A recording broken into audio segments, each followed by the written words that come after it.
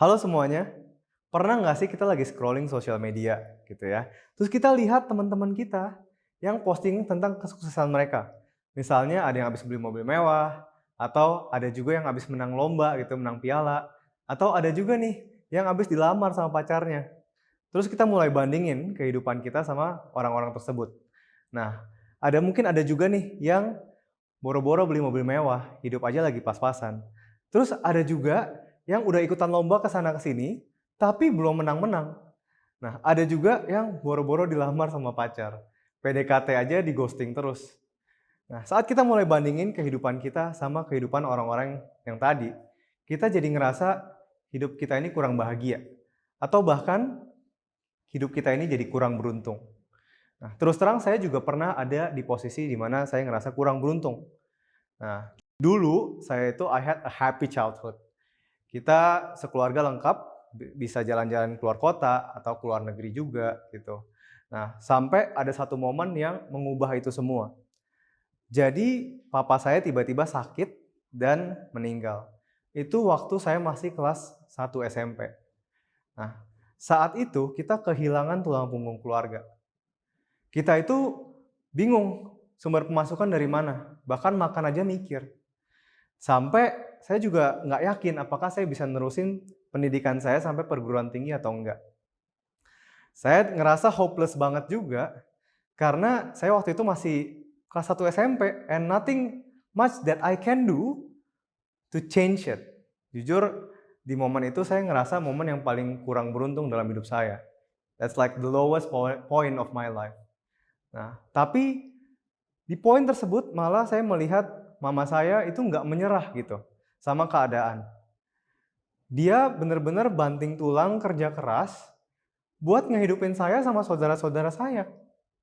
Nah, karena saya melihat ini, saya jadi bilang ke diri saya sendiri, I need to be successful. Saya pengen ngeringanin beban mama saya tadi. So, berangkat dari poin itu, saya mulai belajar kehidupan orang-orang sukses. Karena saya percaya success leaves clue. So, saya belajar dari satu orang namanya Bill Gates. Pasti teman-teman udah tahu Bill Gates, dia founder dari Microsoft. Mungkin di sini teman-teman berpikir, oh Bill Gates ini orangnya beruntung banget atau Bill Gates ini orangnya hard work banget. Tapi let's see on the fact. Faktanya, Bill Gates itu di umur 20-an, 30-an, dia bisa kerja sampai jam 11 malam. Abis itu pulang, masih baca buku lagi. So, it shows kalau Bill Gates ini orangnya hard work banget. Nah, on the other hand, Bill Gates juga ngaku kalau dia itu juga memegang peranan penting dalam keberhasilan si Bill Gates. Jadi Bill Gates itu dulu sekolah di satu sekolah namanya Lakeside High School. Waktu tahun dia sekolah, Lakeside itu adalah satu-satunya sekolah yang punya komputer.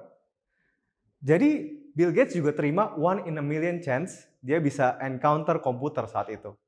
Bahkan waktu diundang nih si Bill Gates di graduation school-nya itu, di Lakeside itu tahun 2005, dia bilang, well, kalau nggak ada Lakeside, mungkin nggak akan ada Microsoft. So, keberuntungan juga sangat penting dalam kesuksesan Bill Gates. So, we got the formula. The right formula adalah kita harus punya hard work and juga luck. Bedanya, let's define each one of them ya. Pertama, hard work. Hard work itu saat kita memberikan lebih dari apa yang diminta dari kita. Contoh, kita disuruh kerja 8 jam, dan kita kerja 10 jam. Atau kita disuruh lari ini misalnya 3 kilo, kita lari 5 kilo. So, we putting more hours, we putting extra effort juga gitu. Nah, luck, on the other hand, luck itu success or failures determined by chance. Chance adalah probabilitas atau kemungkinan. Jadi ada probabilitas kita buat berhasil, ada probabilitas kita juga buat gagal. Contoh kita misalnya lempar dadu deh. Ada kemungkinan dadu itu keluar angka 1, ada kemungkinan juga dadunya keluar angka 6. Gitu. Bedanya, hard work itu kita bisa kontrol. Kita bisa kontrol seberapa keras kita kerja. Tapi luck, nobody can control their own luck. So instead of trying to control luck, we can start attracting it. Gitu. Luck attraction itu kita gimana caranya supaya kita bisa meningkatkan probabilitas kita untuk berhasil. Luck attraction itu kayak misalnya kita bisa ukur keberuntungan kita itu kayak bar di baterai handphone kita. Dan keberuntungan itu kayak barnya. Luck attraction kita menarik bar tersebut dan kita store di baterai itu gitu. Pertanyaannya, the million dollar question is how? Gimana gitu? I'm glad you asked. So, ada dua faktor yang sangat penting. Pertama namanya internal factor, kedua external factor. Internal factor ini bicara soal skill yang kita punya. Nah, saya pengen kasih contoh a game of basketball. Saya suka banget main basket, teman-teman. Jadi, basket itu adalah game of probability. Waktu kita nge-shoot bolanya, ada kemungkinan bolanya masuk, ada kemungkinan juga bolanya keluar. Gitu. Tapi saya pengen introduce my favorite athlete namanya Stephen Curry. Nah, Stephen Curry ini jago banget nge-shootnya. Dia dikenal sebagai the greatest shooter of all time. Karena dia juga pegang rekor NBA 3-point terbanyak sepanjang sejarah. Bahkan Stephen Curry ini sejago itu sampai dia nge-shoot bolanya, terus dia balik badan, dia udah tahu bolanya masuk dan ternyata beneran masuk. Stephen Curry itu sejago itu. So, apakah basket benar-benar game of probability dan? Jawabannya iya. Karena Stephen Curry sepanjang karir dia, chance buat bola yang masuk itu nggak sampai 50%. Dan juga dia juga pernah waktu nge-shoot bola, dia balik badan, same case, tapi ternyata bolanya keluar atau bolanya nggak masuk. So it shows kalau basketball still game of probability. Tapi karena si Stephen Curry ini latihan terus buat nge-shoot, latihan bertahun-tahun, skillnya udah jago banget, sampai dia bisa meningkatkan keberuntungan dia untuk masukin bola itu. Good news-nya adalah, ini nggak cuma berlaku di sport doang, teman-teman. Jadi di bisnis atau di pekerjaan, it's also that way. Saya pengen kasih contoh bisnis yang saya lakukan. Kita biasa bantu brand untuk kelola official store-nya di online marketplace. Nah, awalnya kita nggak banyak kerjasama sama brand. Belum banyak brand yang mau kerjasama sama kita. Saya udah coba approach sana sini dan banyak juga ditolaknya. Gitu. Sampai saya mengerti saya harus meningkatkan skill saya untuk presentasi, untuk bisa convince orang juga.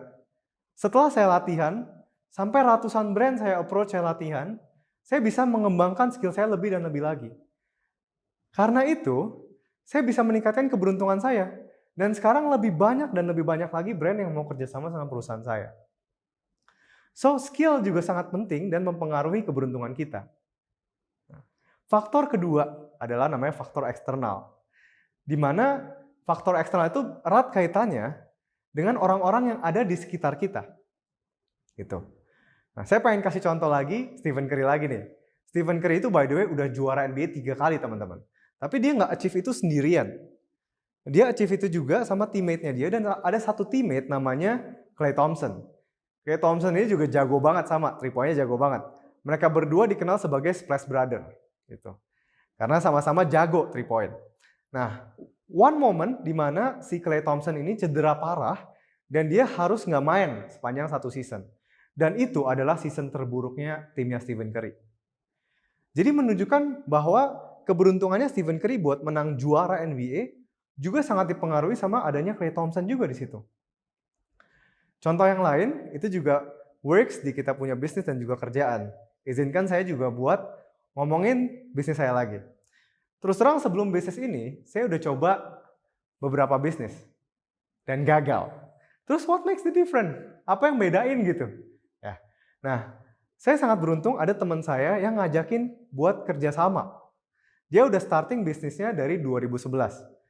Dan kebetulan nama teman saya ini namanya Steven, tapi bukan Stephen Curry. Steven ini udah jualan online dari 2011 dan dia jago banget jualan online. Nah, karena saya kolaborasi dengan dia, itu bisa meningkatkan keberuntungan bisnis saya juga buat berhasil gitu. Jadi, attractions dari external dan internal factor itu juga sangat penting. Nah, karena saya mengerti konsep ini, dari internal dan external factornya saya terapin, saya latihan skill saya, dan juga saya connect network juga dengan teman-teman orang-orang yang tepat juga, itu bisa membantu saya buat attract my own luck. Gitu. So, poin saya yang teman-teman bisa bawa pulang adalah kalau misalnya nih, teman-teman ada yang ngerasa kurang beruntung dalam hidupnya. Atau teman-teman ngerasa coming from underprivileged background. Always remember, you can always start attracting your own luck, and luck attraction is all about the skills you need and the people you meet. Thank you.